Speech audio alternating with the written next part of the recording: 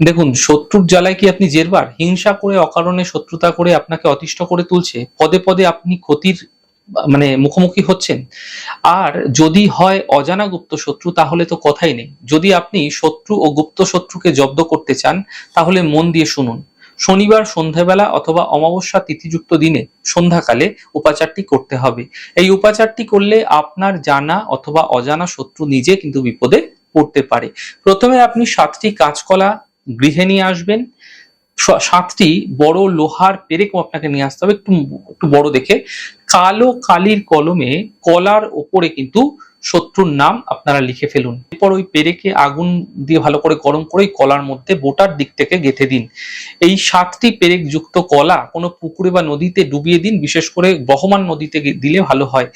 এই ছোট্ট প্রক্রিয়া পরপর কয়েকটি শনিবার করুন, নিশ্চিত নিশ্চিত সুফল আপনারা দ্রুত দেখতে পাবেন।